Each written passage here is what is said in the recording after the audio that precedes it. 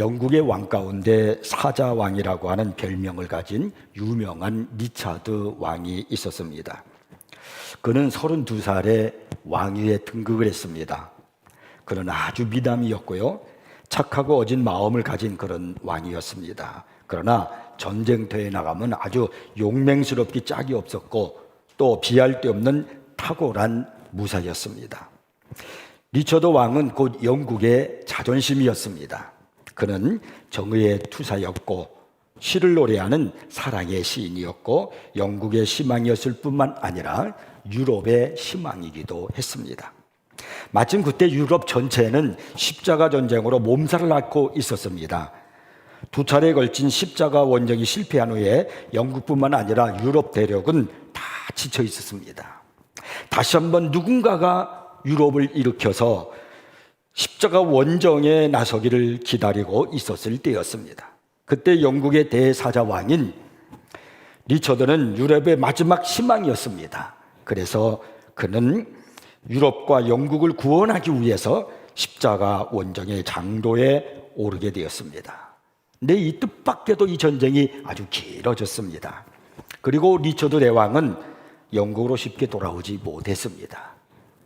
그러자 영국 내에서는 은밀한 반역의 음모가 진행되었습니다. 리처드 왕이 돌아오지 않자 리처드를 늘 시기하고 질투하던 동생 존이 음모를 꾸민 것입니다. 존은 리처드와 아주 대조적인 그런 성격을 가진 형제였습니다. 그는 일종의 불의의 상징이었습니다. 욕심의 화신이었고 잔인한 성격을 가진 그런 사람이었습니다. 마침 리처드가 적에게 체포되어서 투옥되었다는 소식이 영국에 전해지자 존은 자기 신만은 되지 않으니까 프랑스 왕을 끌어들인 후에 그 프랑스 왕과 결탁을 해가지고 쿠데타를 일으켜서 영국의 왕위에 등극을 했습니다. 국민들은 이제 그의 억압 속에서 막 신음하기 시작했습니다. 그들의 유일한 희망은 그들이 사랑했던 사자대왕인 리처드 왕이 빨리 영국으로 돌아오는 것이었습니다. 그러나 좀처럼 리처드 왕은 돌아올 기색이 보이지 않았습니다.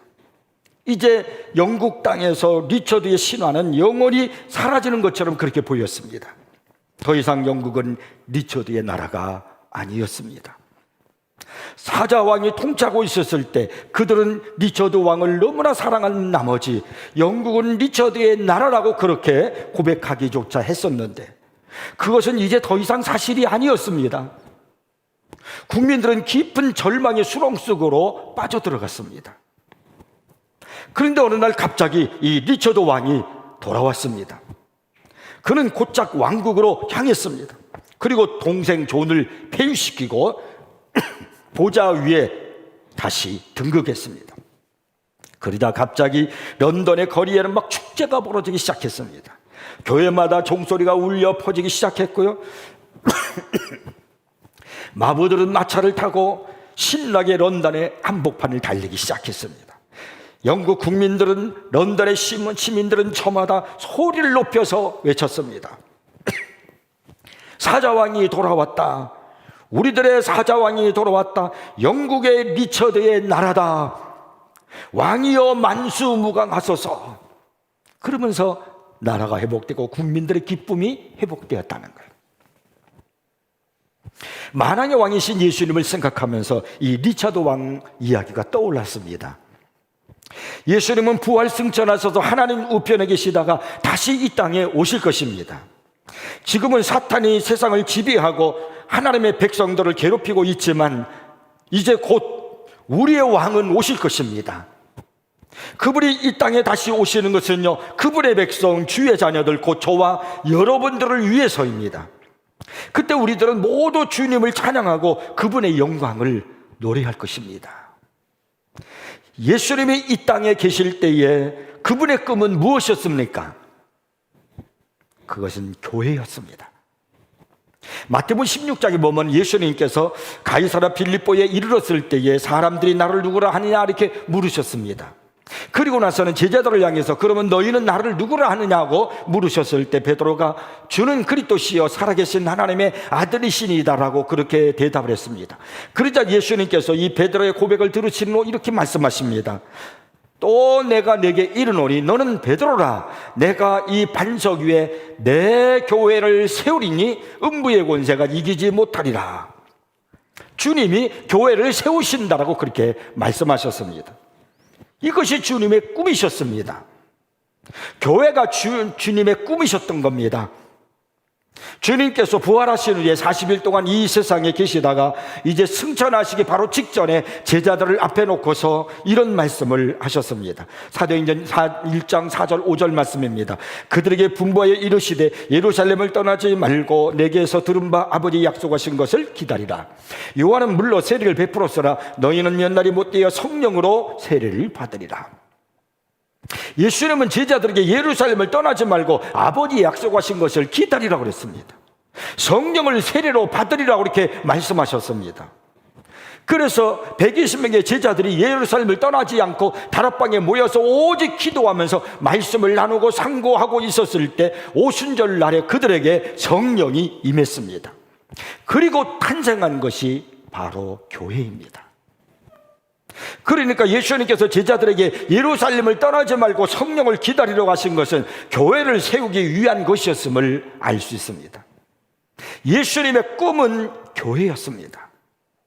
사도행전 20장 28절을 보면은요, 하나님이 자기 피로 사신 교회라는 그런 말씀을 하십니다. 교회는 하나님이 자기 피로 사신 것이라는 것입니다. 그만큼 예수님은 교회를 사랑하고요, 교회에 대한 꿈을 가지고 계셨음을 알 수가 있습니다. 그렇다면 우리의 꿈 역시 주님께서 계획하시는 그런 교회여야 하지 않겠습니까? 본문은 바울이 에베소 교회를 떠나면서 장로들을 초청하여 그들에게 고별 설교를 한 말씀입니다. 이 설교에서 바울은 그가 어떻게 에베소 교회를 섬겼으며 그리고 또한 어떤 교회가 되어야 하는가 하는 것을 말씀하고 있습니다. 이것은 주님이 원하시는 교회가 어떤 교회인가 하는 것을 우리에게 가르쳐주고 있는 말씀입니다. 그리고 이것은 또한 우리가 꿈꾸는 교회여야 하는 것입니다. 그러면 주님이 말씀하시고 우리가 꿈꾸는 교회는 과연 어떤 교회여야 할까요? 제가 지난 시간에 여러분에게 요한복음 8장을 통해서 이런 교회가 되어야 한다라고 하는 그 말씀을 드렸습니다. 교회는 마지막엔 예수님과 죄인밖에 남은 것이 없어요. 그래서 사지함을 받고 너무나 큰 은총 속에서 끝까지 주님을 충성하고 따르는 것, 이것이 바로 아름다운 교회의 모습입니다. 그러면 오늘 본문에서 주님께서 말씀하고 있는 우리가 꿈꿔야 할 그 교회의 모습은 어떤 교회일까요? 첫째는 삶을 나누는 교회입니다. 자, 오늘 본문 18절 말씀을 보겠습니다. 오매 그들에게 말하되 아시아에 들어온 첫날부터 지금까지 내가 항상 여러분 가운데서 어떻게 행하였는지를 여러분도 아는 바니. 바울은 에베소 장로들에게 내가 여러분에게 무엇을 가르쳤는지 여러분도 아는 바니라고 그렇게 말하지 않았습니다. 내가 항상 여러분 가운데서 어떻게 행하였는지를 여러분도 아는 바니라고 그렇게 말했습니다. 어떻게 행하였는지, 이것이 바로 바울의 설교의 핵심이었던 겁니다. 바울은 교회에 대해서 언급하거나 더 자세한 성경적 지식을 전달한 것에 대해서 말하지 않았습니다. 바울은 자신의 삶에 대해서 말한 겁니다. 내가 어떻게 행하였는지, 그것을 바로 이 19절에서, 이어서 19절에서 바울이 그 사실을 이제 우리에게 말해주고 있습니다. 곧 모든 겸손과 눈물이며 유대인의 관계로 말미암아 당한 시험을 참고 주를 섬긴 것과, 여기서 바울은 세 개의 단어를 가지고 자기가 어떻게 행했는지, 어떻게 주를 섬겼는지를 우리에게 말씀해 주고 있습니다. 그게 바로 뭐냐면 겸손, 그리고 눈물, 시험이었습니다. 겸손하면 여러분 무엇이 떠오릅니까? 모든 겸손과 그랬어요. 모든 것을 겸손으로 섬겼다는 거예요. 겸손이라는 그 말 속에는 괴로움이라는 그러한 단어가 숨겨져 있는 겁니다. 우리가 찬송을 부를 때 이런 찬송이 있잖아요. 겸손히 주를 섬길 때 괴로운 일이 많으나 괴로운 일이 많으나, 내가 겸손히 주를 섬길 때 괴로운 일이 많으나, 그러니까 모든 겸손과 이런 말은 내가 주님을 섬기면서 많은 괴로움을 겪었다, 그런 이야기예요. 그리고 또 뿐만 아니라 우리가 신앙생활을 하다 보면 수치와 상처가 따라옵니다. 가까이 신앙생활을 함께 하던 사람이 상처를 주고 떠났을 때 좌절의 눈물을 흘리게 됩니다. 감당할 수 없는 사역을 내가 하게 될 때는 탄식의 눈물을 흘리게 되기도 하지요. 사탄의 간교로 말미암아 누구로부터 내가 어떤 일로 시험을 당하게 됐을 때 내 마음이 너무나도 아파서 낙심을 할 수도 있습니다. 이것이 바로 바울의 삶이었습니다. 우리를 사랑하시기로 택하신 하나님은 우리로 인해 고통당하시고 궁극적으로 십자가에 달리시기까지 그분 자신을 기꺼이 우리에게 열어 보이셨습니다. 그러므로 우리도 그분을 따라서 사람들을 사랑하되 그들로 인해서 상처받는 일에 우리 자신을 열어두어야 하는 겁니다.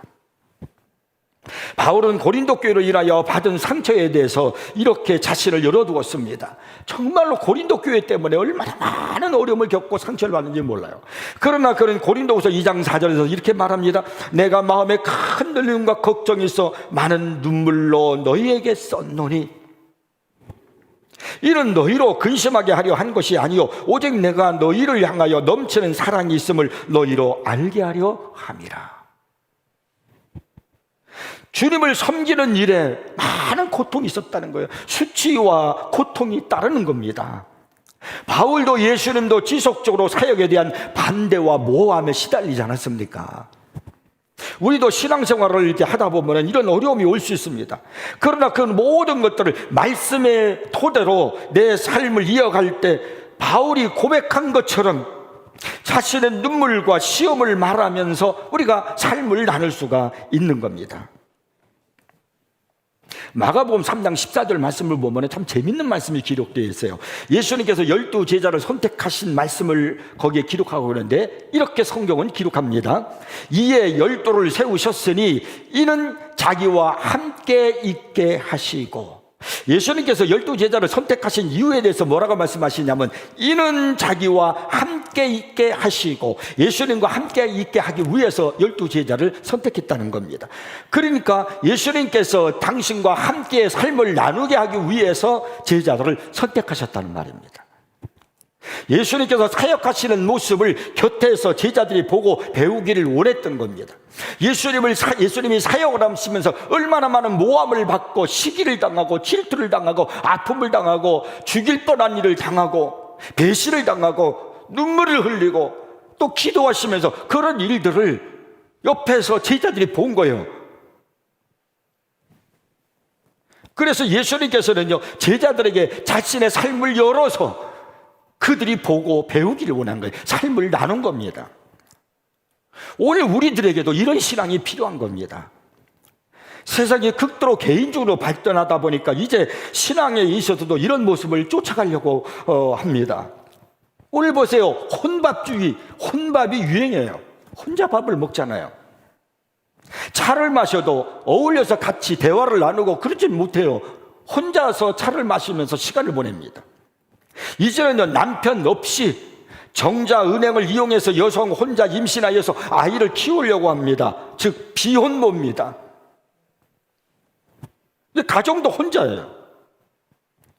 지난 7일 뉴스를 통해서 매스컴을 통해서 나온 통계를 보니까 우리나라 30대 남자의 절반이 혼자 산다는 겁니다. 가정도 혼자입니다. 남자도 혼자예요. 이렇게 자신을 열어두는 그런 일을 하지 못하는 겁니다. 이런 시대에 살고 있다가 보니까 신앙생활도 그런 쪽으로 선호하려고 해서는 안 된다는 겁니다. 여러분, 진정한 아름다운 교회의 공동체의 모습은 삶을 나누는 것입니다. 말씀으로 다져진 사람과 내가 삶을 나눌 때 다른 사람에게 온갖 상황에 대처할 수 있는 삶의 방식을 간접적으로 경험해 볼 수 있는 그런 은혜를 주는 겁니다. 바울은 경건한 신앙생활은요, 배우는 것, 지식뿐만 아니라 사로잡히는 것, 삶이라고 그렇게 말하고 있습니다. 그래서 바울은요, 에베소 교회에 사역할 때 말씀으로 훈련시킨 것뿐만 아니라 삶을 나누었던 겁니다. 마치 예수님이 제자들을 데리고 이스라엘 지역을 다니면서 그들에게 잊지 못할 훈련을 시켰던 것처럼 말입니다. 말씀으로 훈련을 잘 받고 서로 삶을 나누는 신앙생활, 이게 얼마나 중요한지 몰라요. 모든 겸손과 눈물과 악한 자들의 관계로 말미암아 시험당함을 너희도 안다는 거예요. 그 자신의 삶을 오픈시킨 거죠. 열어 보여서. 그러면서 믿음으로 어떻게 성경 속에서 이 모든 어려움을 극복하면서 주님을 섬겨 나갔는가 하는 것을 보여주는 거예요. 이게 삶을 나누는 거예요. 80년대만 하더라도 골프라는 스포츠는요, 평범한 사람들에게는 입에 쉽게 오르내릴 수 없는 그런 운동이었습니다. 그만큼 대중화되지 못한 고급 스포츠였습니다. 그러나 박세리 선수의 등장으로 우리나라에서 골프는 이제 대중화가 되어서 누구든지 어울릴 수 있는 그런 스포츠가 되었습니다. 이 골프에 얽힌 이야기가 있습니다. 미국의 한 프로골프가 제38대 대통령인 제랄드 포드 대통령으로부터 초청을 받아서 함께 골프를 칠 기회를 얻게 되었습니다. 이 기회는 모든 사람들이 부러워할 만큼 영광스러운 것이었습니다. 대통령과 함께 골프를 치는 거예요. 라운딩을 하는 거예요. 그래서 많은 사람들이 막 부러워하는 거예요. 대통령과 함께 필드를 거니면서 자신의 기상을 마음껏 펼칠 수 있는 것, 이게 얼마나 흥분되는 일입니까? 그래서 많은 같은 프로 골프들이 막 주위에서 부러워하는 거예요. 그래서 이제 그가 골프 회덕을 다 마치고 이제 돌아왔는데, 사람들이 이제 몰려와서 막 묻는 겁니다. 자네 지금 심정이 어떤가? 대통령과 함께 골프를 친 소감이 어떤가? 이렇게 물었어요. 그랬더니 그가 하는 말이 이렇게 대답합니다. 소감이라고? 말도 말거나 기분이 너무나 언짢네. 깜짝 놀랄 일이잖아요. 그게 무슨 소리야? 모두가 다 자네를 부러워하고 있는데. 그랬더니 그가 하는 말이, 대통령만 나온 게 아니라 빌리그람 목사님도 함께 나왔지 뭐야. 아니, 빌리그람 목사가 자네 기분을 언짢게라도 만들었던가? 아니면 혹시 예수 믿으라고 전도하던가? 아니, 그런 게 아니라. 그러면 도대체 왜 기분이 나빴는데? 그랬더니 그가 이렇게 말합니다. 자네도 나와 골프를 쳐서 잘 알잖아. 다른 때와는 달리 골프를 칠 때는 내 입이 좀 거칠지 않던가. 더욱이 그린에서 내가 펄팅을 할 때면 집중을 해야 되니까 약간씩 욕을 내뱉어야 시원스럽게 경기가 풀리는데, 아니 나와 함께 그날 골프를 하는 대상이 정부와 교회에서 가장 높은 분들이니 우리 미국 사회에서 가장 존경하는 목사님과 함께 내가 골프를 치니 마음 놓고 욕을 할 수가 있어야지. 그래서 그날 골프 경기는 최악이었네. 평소처럼 하던 욕을 그날은 할 수가 없어서 골프를 망쳤다는 거예요. 그러나 그 프로에게 있어서 영성 있는 그 빌리그람 목사님과 함께하는 시간을 통해서 그는 인생에 대해서 많은 것을 배웠을 겁니다. 우리 교회가 주님이 기뻐하시는, 우리가 꿈꾸는 그런 교회가 되기 위해서 여러분, 삶을 나눠야 됩니다. 그러기 위해서는 반드시 성경적 원리를 토대로 내 삶의 방식을 살아가야 되는 겁니다. 그러면 성경적 원리의 토대에 내 삶의 방식이 무엇일까? 그것을 로마서 12장 1절에서 우리에게 말씀해 주고 있는 거예요. 그 성경에 뭐라고 말씀합니까? 그러므로 형제들아, 내가 하나님의 모든 자비하심으로 너희를 권하노니 너희 몸을 하나님이 기뻐하시는 거룩한 산 제물로 드리라. 이는 너희가 드릴 영적 예배니라. 내 몸을 하나님이 기뻐하시는 산 제물로 드리는 삶, 이것이 바로 성경적 원리를 토대로 한 삶인 겁니다. 우리가 신앙생활을 하다 보면 사도 바울처럼 겸손히 주를 섬겨서 괴로운 일이 많고요, 때로는 내가 눈물을 흘려야 하는 그 아픔, 상처와 시험 때문에 마음의 괴로움, 고통, 이런 일들이 있지만, 그러나 그런 일들이 있어도 주님을 섬기는 일에 말씀을 토대 위에 그것을 극복하고 그것을 이기면서 든든히 내가 살아가는 내 신앙의 모습을 사람들과 나누면서, 그러면서 신앙생활할 때 다른 사람들도 그런 것을 보고 간접적으로 배우게 되고 그들도 그런 모습으로 성장해 가는 거예요. 사도 바울이 제자들에게 그렇게 보여서 제자들이 배웠던 것처럼, 예수님이 제자들에게 그렇게 보여서 제자들이 배웠던 것처럼 말입니다. 이제 여러분, 우리도 삶을 나누는 말씀의 토대 위에 세운 그런 신앙생활로 삶을, 여러분을 열어서 삶을 나누는 그런 신앙생활을 할 때 서로를 배우고 이해하는 그런 신앙생활이 되지 않겠습니까? 얼마나 멋진 그런 교회가 되어지겠습니까? 우리가 꿈꾸는 교회예요. 이런 교회가 되기 위해서 우리가 이렇게 힘쓰고, 그리고 주님이 기뻐하는 교회로 성장해 나가기를 바랍니다. 그 다음에 두 번째는 위험 부담을 감수해야 합니다. 자, 22절 말씀을 한번 보겠습니다. 보라, 이제 나는 성령에 매여 예루살렘으로 가는데 거기서 무슨 일을 당하는지 알지 못하노라. 여러분, 신앙생활은 평탄한 푸르른 초원의 길을 걷는 게 아니에요. 우리는 악한 세상과 사탄과 죄와 싸워야 하는 겁니다. 그렇기 때문에 우리 앞에는 많은 위험이 도사리고 있을 수 있습니다. 바울이 예루살렘으로 갔을 때 그의 앞에는 자신에게 무슨 일이 벌어질지 전혀 알지 못했습니다. 그래서 거기서 무슨 일을 당할는지 알지 못하노라. 어떤 위험이 감수하고 있는지 알지 못하지만, 그러니까 위험을 감수한다는 거예요. 그렇다고 해서 두려워서 내가 해야 할 사명을 내려놓을 수는 없다는 거예요. 우리도 때때로 미래에 무슨 일이 일어날는지 모르는 그런 상황을 마주하지 않습니까? 믿음의 길을 걷는다고 하는 것은 바로 위험을 감수하는 것입니다. 바울이 위험을 감수하면서도 사명을 감당하겠다고 그가 고백하지 않습니까? 24절 오늘 본문에서 말씀하고 있잖아요. 내가 달려갈 길과 주 예수께 받은 사명, 곧 하나님의 은혜의 복음을 증언하는 일을 마치려 하면은 나의 생명조차 조금도 귀한 것으로 여기지 아니하노라. 이 얼마나 단단히 각오한 고백입니까?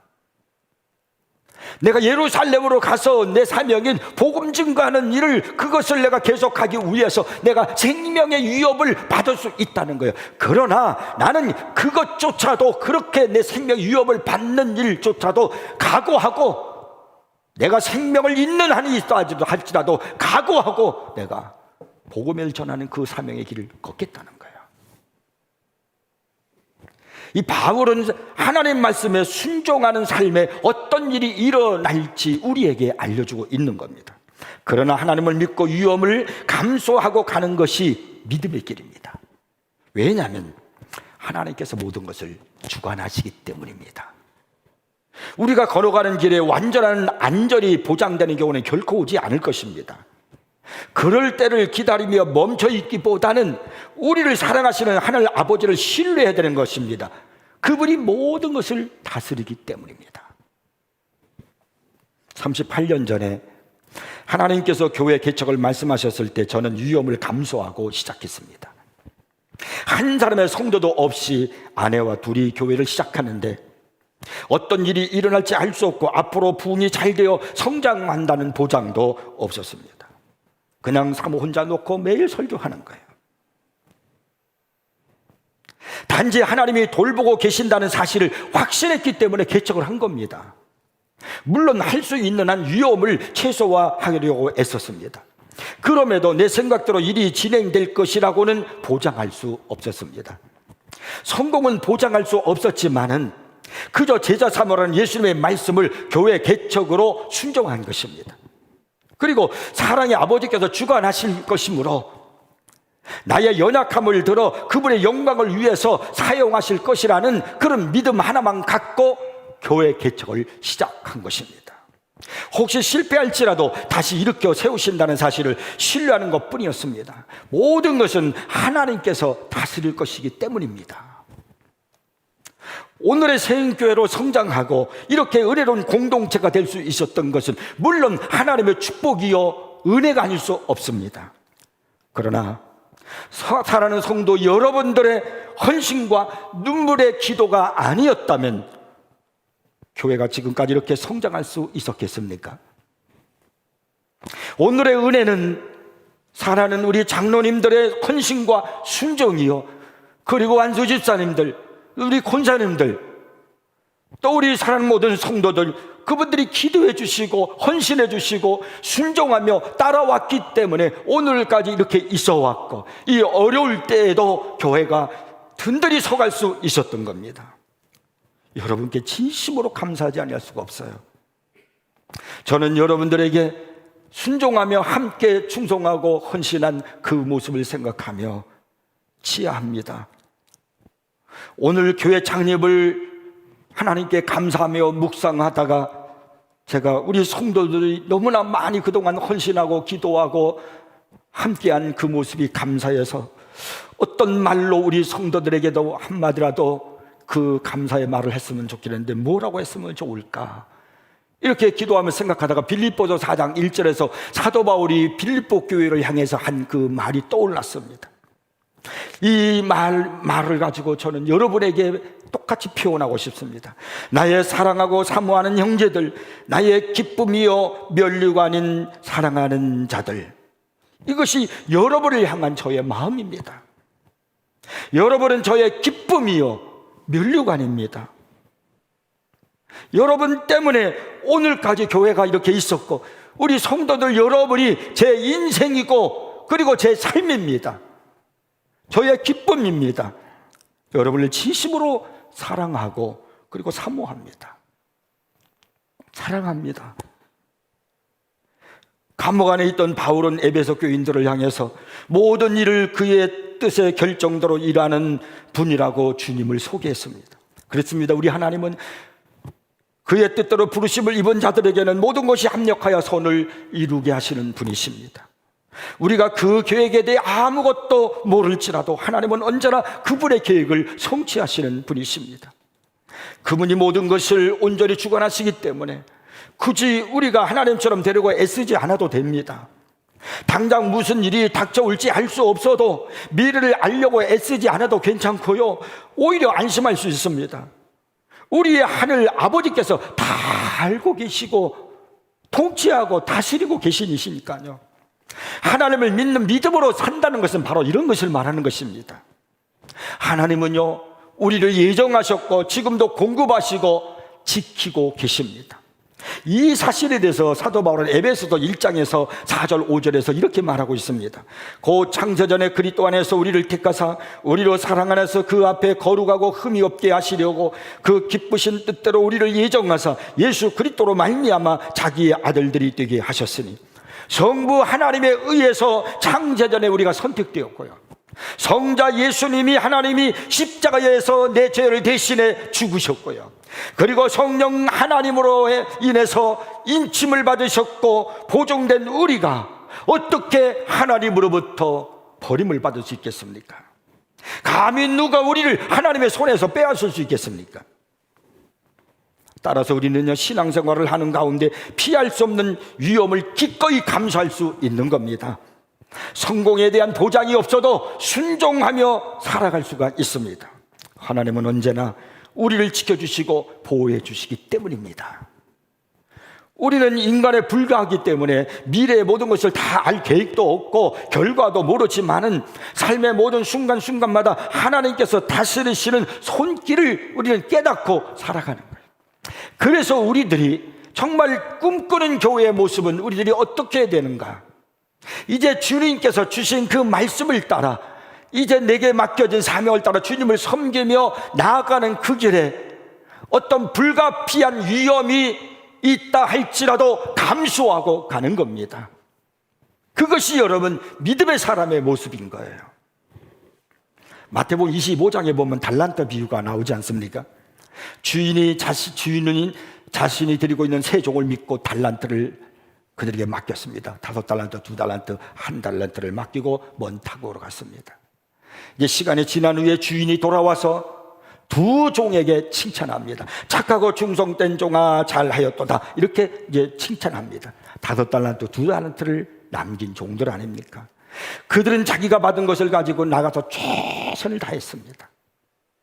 맡은 일을 가지고 사명을 가지고 주님을 섬기기 위해서 최선을 다했습니다. 그와 달리 주인으로부터 받은 그 1달란트 받은 자는 그것을 땅속에 파 묻어서 그거 묵혀 놓았다가, 그리고 주인이 돌아왔을 때, 그대로 내놓았을 때 주인으로부터 호되게 꾸지람을 받습니다. 악하고 게으른 종아, 이를 바깥 어두운 데로 내쫓으라. 저가 슬피 울며 이를 갈미 있으리라. 그는 주인께로부터 받은 그것을 통해서 무언가를 해보려고 하는, 무언가를 만들어서 주인을 기쁘시게 해드리려고 하는 어떠한 시도도 하지 않았단 말입니다.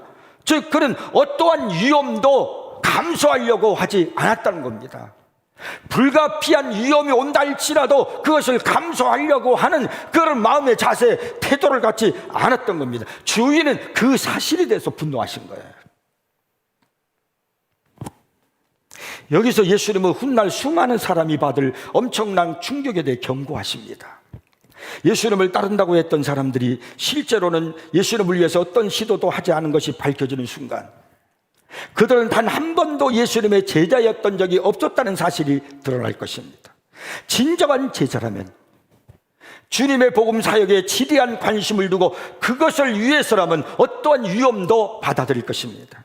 참된 제자는 안전하게 자기 안전을 꿈꾸는 자가 아니라 주인을 사랑하는 자입니다. 그러한 사람은 자기 주인을 위해서 도전을 멈추지 않습니다. 사랑하는 성도 여러분, 사도 바울처럼 우리도 무슨 일이 일어날지 전혀 알 수가 없습니다.